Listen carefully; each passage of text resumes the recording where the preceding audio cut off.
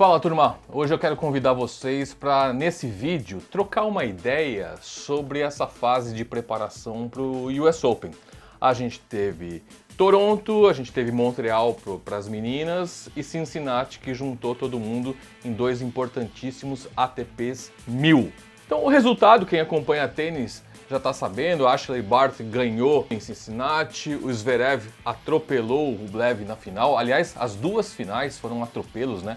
Jogos bem mais fáceis do que a gente imaginava. Mas enfim, eu queria juntar também o que aconteceu em Toronto para a gente fazer um caldo aqui do que a gente pode esperar para Nova York. Dia 30 começa o US Open e eu acho que a gente teve alguns acontecimentos nesses dois ATPs 1000 bem interessantes.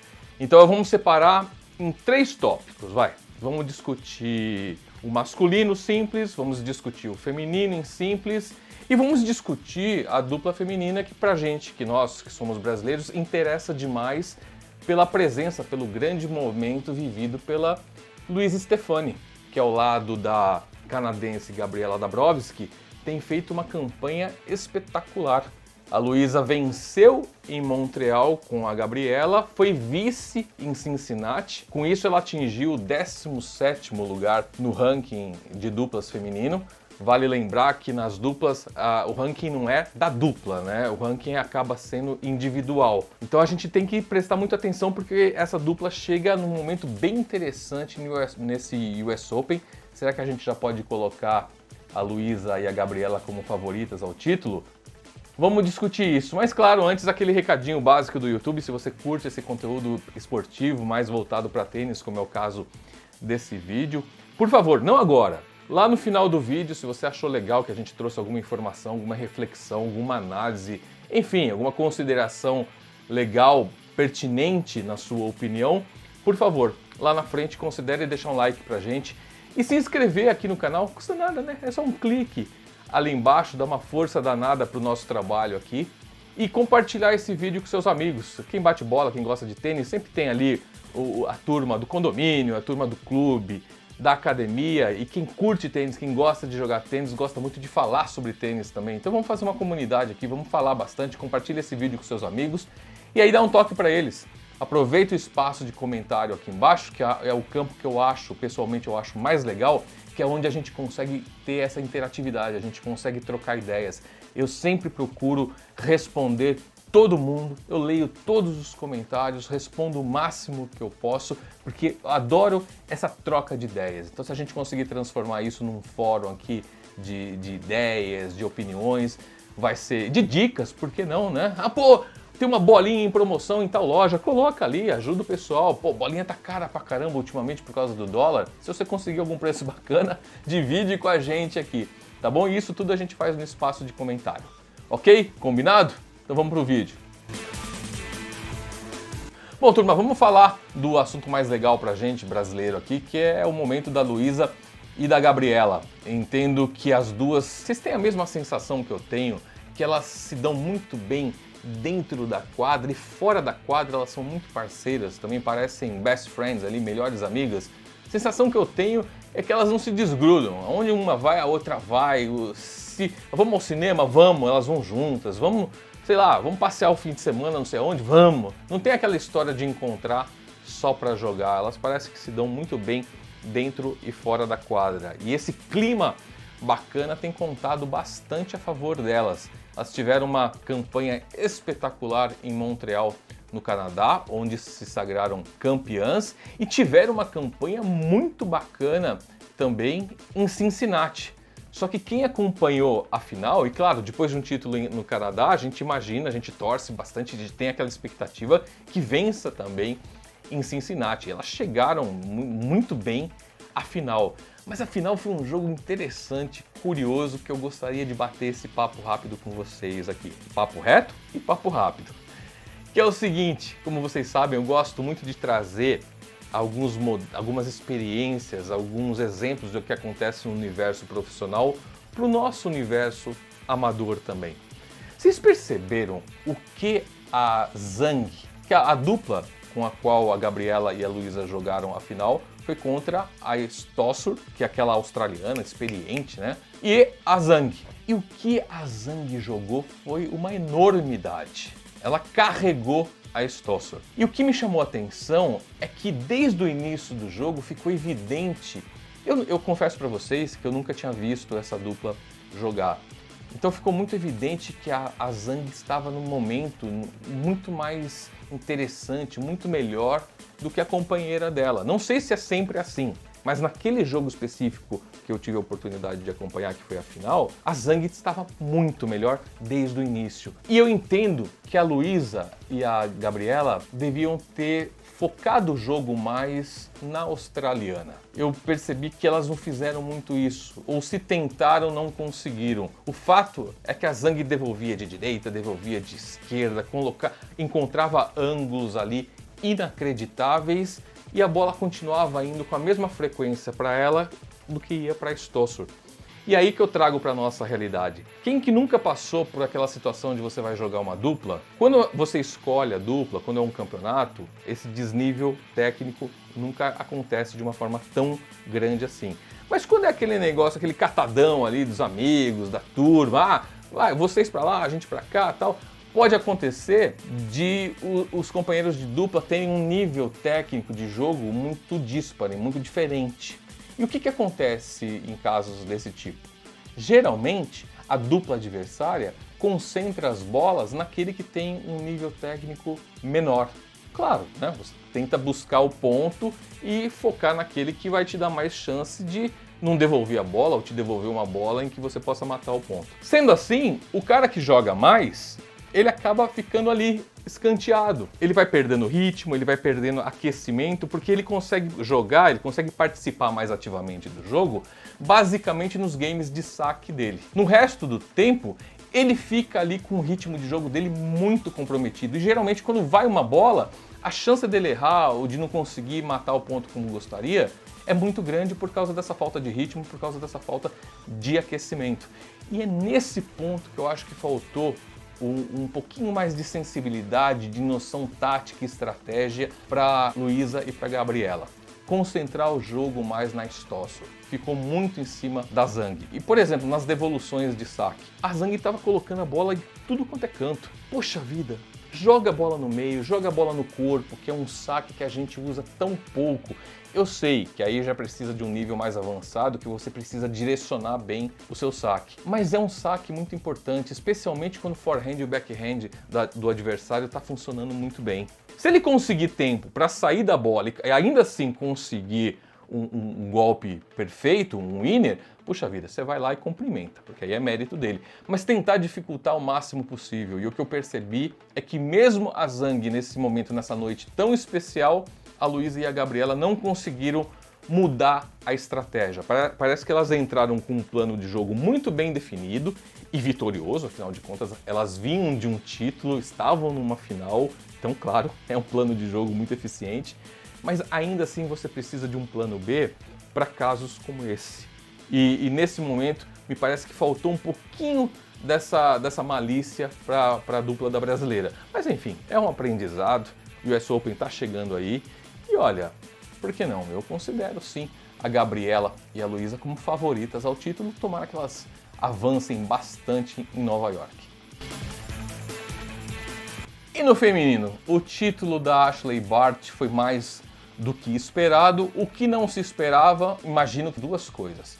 Uma, a Jil Teichmann, a suíça, ter chegado à final. Méritos dela, claro, que ninguém está aqui para contestar o mérito da jogadora. Mas quando uma atleta como essa chega à final de um torneio como um WTA 1000, tão tradicional como Cincinnati, mais de 100 anos de tradição, é porque várias jogadoras mais qualificadas do que ela no ranking, algumas tops, várias delas falharam. Então, tem o mérito da Suíça, da Jil, claro que tem, mas você tem ali provavelmente uma Pliskova que falhou, você tem ali provavelmente uma Osaka que falhou, você tem uma Sabalenka que falhou, uma Azarenka que falhou, enfim, várias favoritas ou várias jogadoras tecnicamente superiores a ela precisam falhar ao mesmo tempo para ela, com os méritos dela também, chegar à final.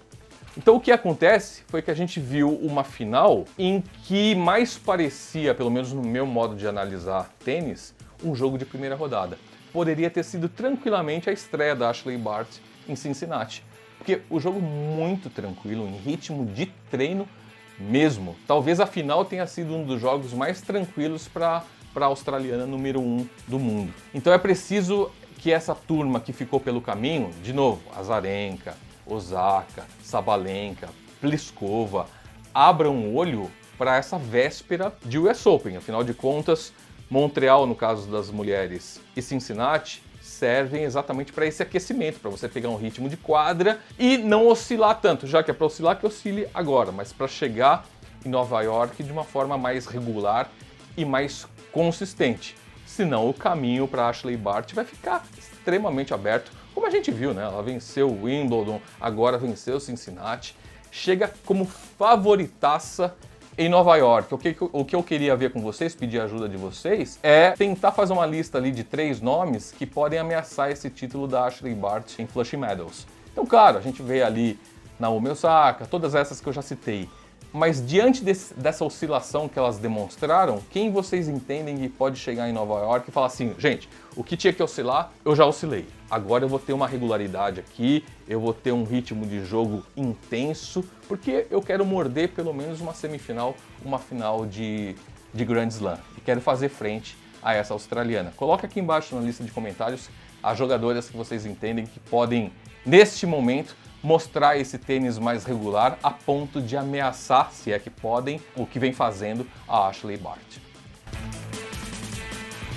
Turma, e finalmente o masculino, vocês viram o título aí, foi a falar da família Eve, né? Porque é impressionante o que aconteceu em Toronto e em Cincinnati. Em Toronto, o Medvedev atropelou, venceu muito bem mesmo. Eu sempre vou ter claro na minha cabeça a semifinal e a final, onde ele quebrou o saque dos 2 principais sacadores do circuito hoje, que são Isner e o Opelka. E ele quebrou os dois, ele atropelou os dois com uma facilidade, o Isner na semifinal e o Opelka na decisão, que assim, sério, isso tá... Até agora eu tô buscando um pouco de explicação para o que aconteceu. Além de todo o que a gente já disse aqui, do talento, do posicionamento, da forma de antever os movimentos do adversário, tudo isso foi considerado, mas realmente a forma como ele passou pelo Isner e pelo Opelka na semifinal e na final de Toronto ainda chama muito atenção. E claro, chegou como grande favorito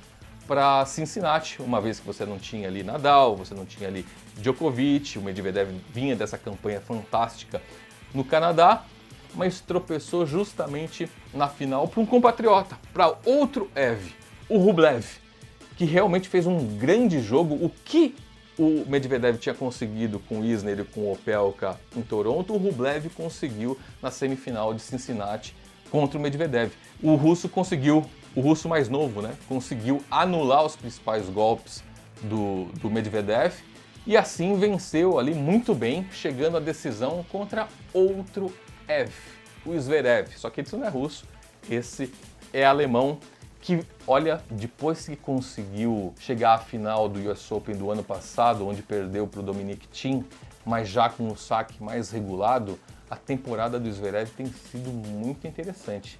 Ele sofreu bastante um período com o saque, quem acompanha tênis, vocês vão lembrar, que o braço dele muito encolhidinho, a gente brincava, né? Tira o jornal debaixo do braço, parece um Horácio, e não sei o que, o Tiranossauro Rex. Ele não conseguia sacar, tinha vez que o segundo saque dele tinha 70 km por hora, 80 km por hora, era muito preso. E finalmente ele se dedicou bastante a isso, conseguiu resolver a questão do saque. Hoje, quando você pega as estatísticas do Zverev, além de um aproveitamento muito alto de primeiro saque, com potência, com colocação, a porcentagem de duplas faltas dele também é bem baixa. Então você vê que é um cara que se dedicou bastante a esse fundamento. E quando conseguiu essa confiança, é impressionante como os outros fundamentos começam a funcionar melhor também. Então se a gente falou que na final feminina foi um ritmo de primeira rodada, não teve aquele ar de decisão, né? Jogo tenso, pegado, disputado, o mesmo raciocínio vale também para a final masculina. Uma vez que o Rublev vinha de uma vitória tão bacana contra o Medvedev na semifinal, imaginava-se o quê? Um Rublev cheio de energia, cheio de confiança, fazendo frente ao Zverev. E não, por que não, né? Eu achava o Zverev o favorito, mas olha, pelo nível de tênis que o Rublev vinha demonstrando em todo o campeonato, era pau a pau.